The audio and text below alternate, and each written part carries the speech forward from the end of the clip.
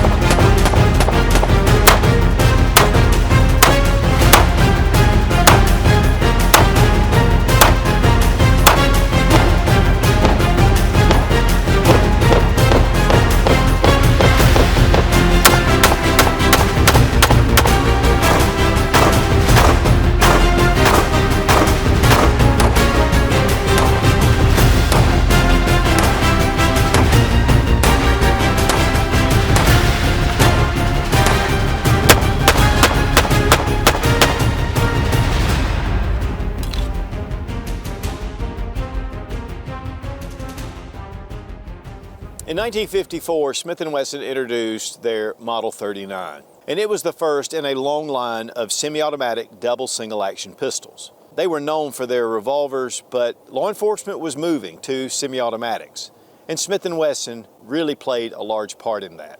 They went on to produce guns up until 1999, ending with the Gen 3, but today we're going to take a look at the Model 659, and this is a Gen 2 Smith & Wesson. One of the things about the Gen 2 series is this was honestly, to me, the pinnacle, mainly because it was made out of machine parts, it's built like a tank, and it's just very reliable. When it came to Gen 3, they started kind of cutting corners a little bit and really reducing the price, bringing in MEM parts, which those guns are still excellent. So today we're going to take a look at the 659. It is a beautiful handgun, all stainless steel, and it's heavy, but man, it shoots like a dream. And again, very reliable handgun. So guys, if you go into your local gun shop and you see an older model Smith & Wesson semi-automatic double single action, these are coming in at a great price, and there's a lot of police trade-ins coming in on top, and it's a great time to pick up a really high quality gun for a lot less than you would pay for a new production.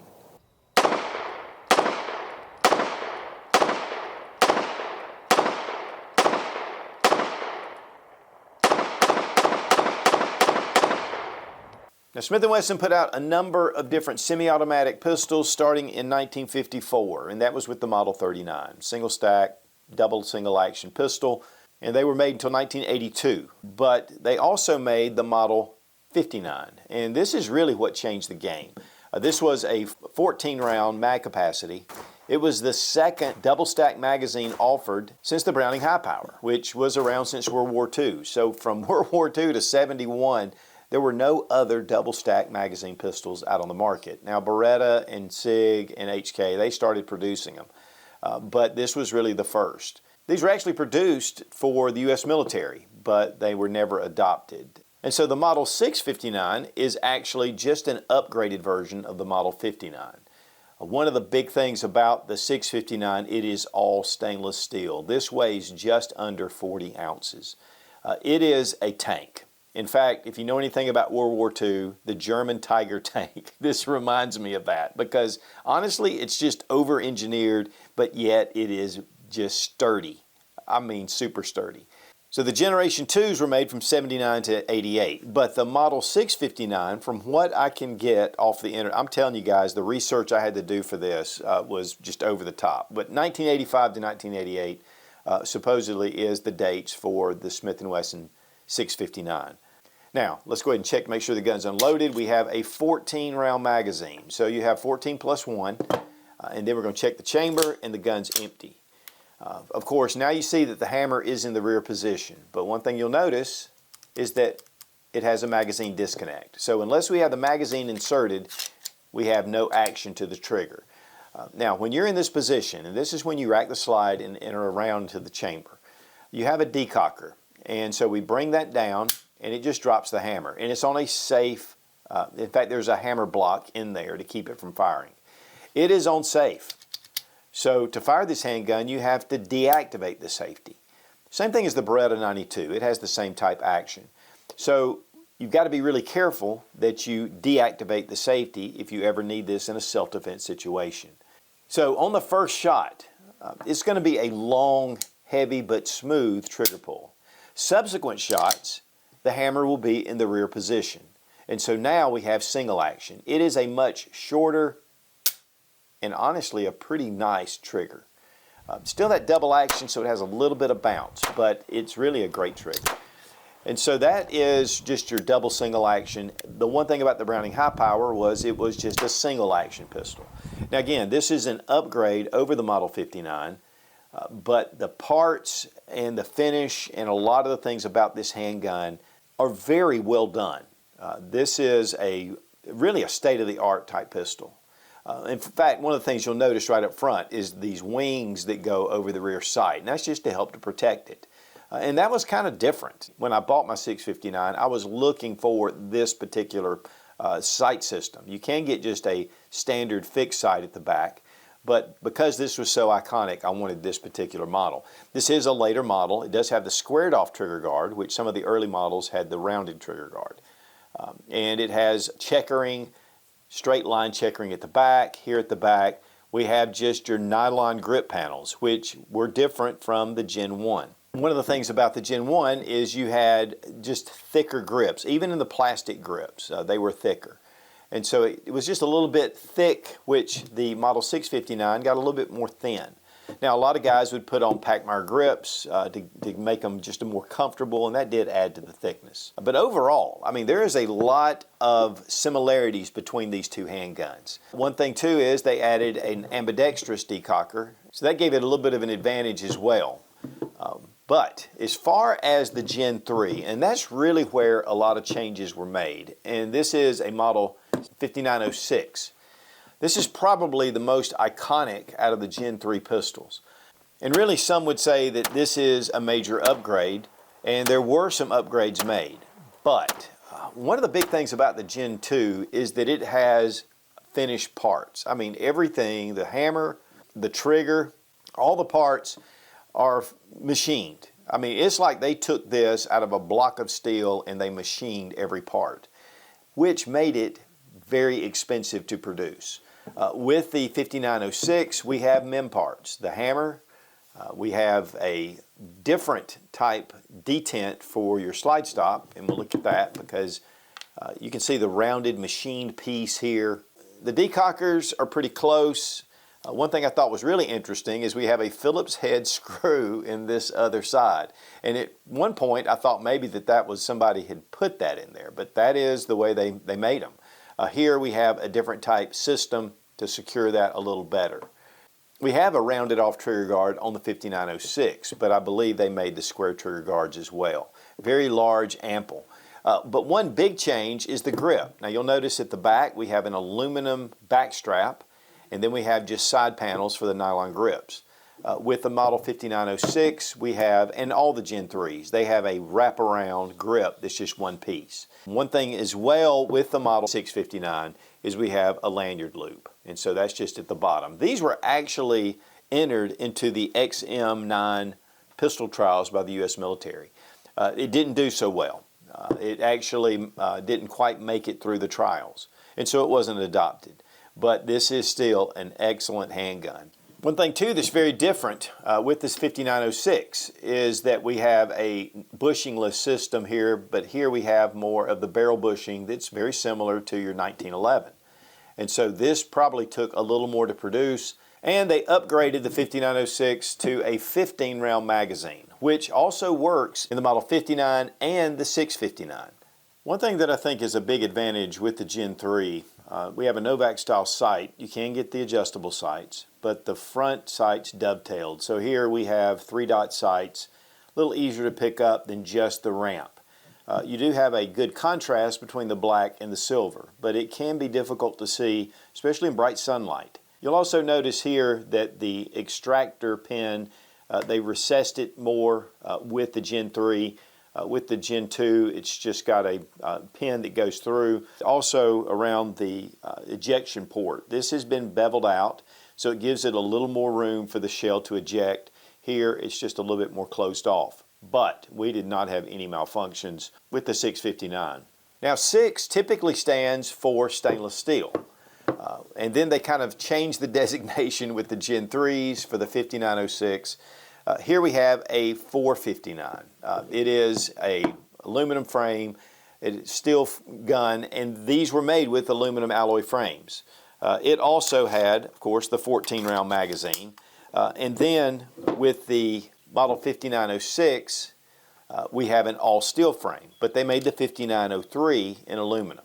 So now that I've confused you like crazy, and I'm going to tell you guys, it's just a lot. One thing that Lucky Gunner did, which I really think was cool, Chris Baker, is he did a diagram. And this is from Lucky Gunner, and this was really helpful. But this is just a little diagram of some of the changes. So you can see how confusing it is. So really, we're going to focus more on the 659. There is a nice beaver tail that comes up. It has more of a straight grip. With some of the later models, it did kind of bow out just a little bit. But here, we've got a nice high ride. It does have a fairly high bore axis, especially with this sight coming up so far. But the machining on this handgun is just absolutely beautiful. With Smith & Wesson, with all the different markings, I mean, these are definitely stamped into the metal. So one of the things with the 5906 is that it's more of an etching. Of course, that is cheaper to produce. It's less hand fitting, less hand work. And so really, while I've been a huge fan of the 5906 for years, once I got a hold of the 659, I realized that there's a lot of quality that was built into this, and that the 5906 actually was a downgrade in a sense. Now, all the different generations have this raised area toward the grip, and then it thins out at the front. If you'll notice on the 59, it's a little bit shorter. It only comes up to the trigger. Here we go past the trigger. It just gives it a little bit more reinforcement. These were also made in .40 caliber, and of course there was a larger version made in .45, the 645. And to be honest, this was the first handgun that was really adopted by law enforcement, especially New York, I believe Chicago, and LA all chose these for their duty sidearm during this time period. And it's one of the reasons why a lot of times we can find these guns in the used market. Now, one of the things about this, and I have a lot of people that say, why doesn't Smith & Wesson bring back this type series pistol? And I actually talked to the guys at Smith & Wesson. I said, we have people all the time asking for a revival of the old Gen 3 series. And one thing they told me is it would be extremely expensive to produce. So while this is very appealing right now, I'll just tell you guys, these come on the market very reasonably for what you're getting. And here lately, I've been on a Smith & Wesson Gen 1, 2, and 3 binge. I've just picked up different ones because there's a lot that intrigues me, and mainly it's just the quality. Of course, we have our mag release right here. Drop it down. It does drop the magazines free. The one thing about it with the mag well, it's pretty straight. I mean, there's no beveling in the mag well. It doesn't have an accessory rail. It doesn't have an optics ready version. It's to completely disassemble this, you have to take the sight actually off. And so that could be an issue if you're doing any kind of milling work on top. One of the things though about this handgun is because it's so heavy, it actually mitigates the recoil. It is very soft to shoot. The nylon grips can be changed out. In fact, a lot of these were offered with wood grips. And guys, honestly, the parts that are out there right now, there's a ton of different parts from a lot of these guns, even though they're not serviced by Smith & Wesson any longer. And there's no front cocking serrations. I mean, this is definitely an iconic piece, but guys, it is still a very viable self-defense option. A lot of people still carry these, which kind of brings back in the model 459 because it is that aluminum alloy frame. It's just a lighter handgun to carry. It has all the same features of your 5906. It's just not a stainless steel frame. And one thing about a model 659 is that it's going to be impervious to weather, pretty much. And one thing about it too, with these finished parts, I mean, there's not any carbon steel parts to rust. And so maintenance on this is going to be, a lot easier, especially if you're, outside or you're carrying it concealed. And while it is a large pistol, it does have a 4-inch barrel, and so it's not too large. This would be great for an outside the waistband holster under a jacket. But again, I think I would opt for the 459 if I was going to carry it. Now let's check the trigger pull action. We have it in double action first, so it's going to be a long trigger pull. There's a little click right there. but it's really smooth all the way until it breaks. But again, it is heavy. Single action, we have take up, we hit a wall, a nice break. Just a little bit, I mean, you can feel the double action, so it's not like super crisp like a single action, but it's not bad. Reset is right there. Honestly, it's just a little audible, not very tactile. But then, I mean, it is a super fast reset. Let's check trigger pull weight with our Lyman trigger gauge. Double action first. 10 pounds, 10.8 ounces. Single action, 4 pounds, 14.7 ounces. And the weight on the model 659, 39.4 ounces. It's heavy. Weight on the model 5906, 36.38 ounces, about a 3-ounce difference. But the 459, 27.27 ounces. This is definitely a more concealable, carryable handgun. A lot of these different handguns out there, one thing about holsters, this is from Craft Holster. I just ordered it. They had them for the 59 series. It fits the Model 459 pretty well, but it is a curved trigger guard. So my Model 659 with the square is not going to be the same. But of course, you can get the different variations, and there are a number of companies, obviously, that can make these. And when it comes to magazines, this is one of the older style magazines. It's a 14-rounder. This is the 15-round magazine for the 5906, but it fits just like the 14-rounder. And we have Metgar mags, which this is actually a 17-round magazine, and it's the same size. And Metgar still makes magazines for the 59 series handguns. We really appreciate Fiocchi for sponsoring our ammo, all made in the USA. One of the biggest suppliers of ammunition in the country. Also, big thanks to Lula Loaders for saving our thumbs. And thankfully we have a number of different handguns in the 59 series, so it gives us a lot of extra magazines.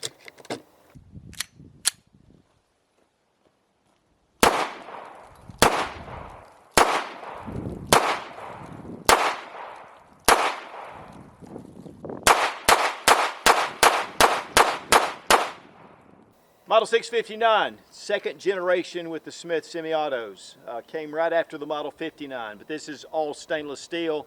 It's heavy, and I love it. It actually mitigates the recoil just from the weight.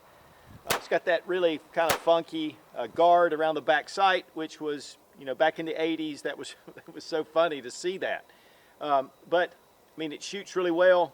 It's really a robust and sturdy firearm.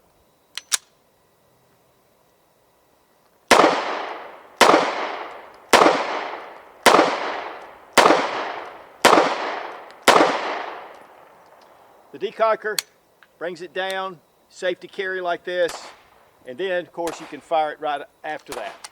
The magazines, they went from a 14 to a 15 rounder, but overall this was really what Smith & Wesson was doing with their up to their 3rd gen, which was very popular. This was just really a go-between, but it's a great shooting gun.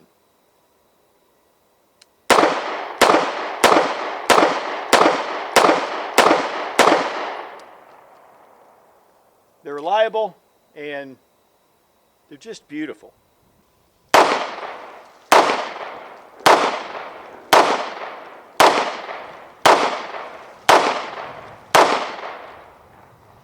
What do you think?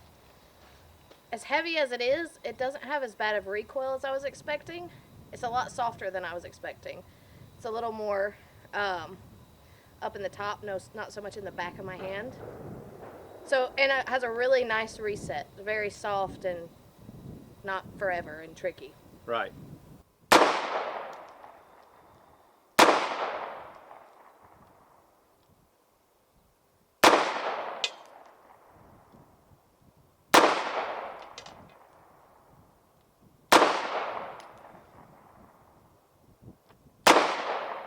For disassembly, we're going to drop our magazine, check to make sure the gun is unloaded.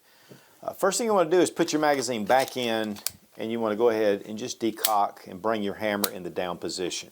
Then we're going to remove our magazine. Bring back the slide, and you see this little cut. You want to bring it right in front of the slide stop, just like this. Here at the back, you have a little bit of the slide stop protruding out, and you just want to push it, and that'll release your slide stop. Now, before we take the slide off, we need to go ahead and insert our magazine again and decock it. Otherwise, the hammer will fall and hit your frame. So we're going to bring our magazine back out, and we're going to pull our slide off once we get it in the decocked position. All right, now, you do have your barrel bushing, but it's different than your 1911. You can't take it off unless you take out your recoil spring and guide rod. You'll notice that little nub right there, and we're going to pull it, and it comes off, and you have your spring and you have your guide rod. Now, the barrel bushing needs to be turned to release it from the barrel. And again, it's just different than your 1911, but it has that same kind of notch in it that corresponds with the front of your slide. And next, we're going to take our barrel, lift it out, and we can bring it right out. Now, here's your barrel. It's all stainless steel. It's 4 inches. Again, you have this little nub, and this actually comes to the back of your barrel. And so when we're reinserting it, we'll show you that. While this is dirty, I mean, you can see the beautiful craftsmanship that went into producing this handgun. I mean, the machining is excellent. Don't really see any kind of tooling marks, but again, some of it may be covered up just with, shooting it so much. Here with the frame, we have that double single action. You have your rails, which are larger than a lot of your polymer frame striker fire pistols, so a little bit slide to frame fit. But overall, it's just a beautiful handgun. To reassemble, we're just going to drop our barrel back into place. Now we're going to take our barrel bushing, go ahead and put it back in like this, and then you bring it around to about 4 o'clock. Next, we're going to take our recoil spring. Now take the spring part first, and remember that nub's at the end. And there's a small little ledge right here. In fact, it's tiny. It's just a little moon clip type ledge. You've got to get that on that ledge. And it can be a little difficult, especially when I'm behind the camera. There we go, but we got it into place. And then we're going to put our slide back over our frame. Now right here, we have these levers. The hammer has to be in the down position for especially this lever to depress. But we depress one lever, we have another lever we depress, and then we have that third lever. And that is really what holds the hammer in. And then we're going to just bring it back and get it in position for our slide stop or takedown tool. We're going to pop it into place like that. Reinsert our magazine, test for function. And we're back in business. So guys, the Gen 1, the Gen 2, the Gen 3. I mean, they are all excellent pistols. There are some advantages and disadvantages, to be honest. And of course, they have the subcompacts or the compact versions. They have the carbon blue. They have the stainless steel, different calibers. I mean, there's a lot of choices. And right now, there's a lot of police trade-ins that are coming in, and these guns are coming in very reasonably. A lot of them are averaging about $400, and you can get them for less, some a little bit more. But it gives you a really high-quality gun for a very reasonable price. So again, we're looking at around the $400 range, and of course, there's a lot of different resources out there. I believe I actually bought this on Gunbroker. And that's a big thanks to my Patreon members or my Patreon family. And they allow us to pick up guns to bring to you guys that are just out there, that are different, that are still on the market. And while these are not being currently made, this is a great option. Guys, I'm telling you, these would cost, $1,200, $1,500 to reproduce. Finding these in the used collections, and again, there are certain parts and accessories that you can still get for these. So overall, guys, if you're looking for a really quality handgun for a very reasonable price that has a big name behind it, I mean, Smith & Wesson is known for really high quality firearms. These make great options. And while they're still a little bit stuck in the 80s, there's nothing wrong with having one of these in 2024 and beyond. So guys, if you're looking for a really quality handgun, double single action, nice round capacity, these are excellent choices. Very fun at the range. Again, that weight on here really allows the recoil to be very mild. And two, it makes it a great home defense gun. No, it doesn't have all the bells and whistles of your modern firearms today, but it's still a very viable self-defense option. And again, it's Smith & Wesson quality. And we want to give a big thank you again to our Patreon family, which gives us funds to be able to purchase guns like this to bring to you guys. There's a lot of new guns out on the market, but there's something about these older firearms that have a lot of soul. Be strong, be of good courage. God bless America. Long live the Republic.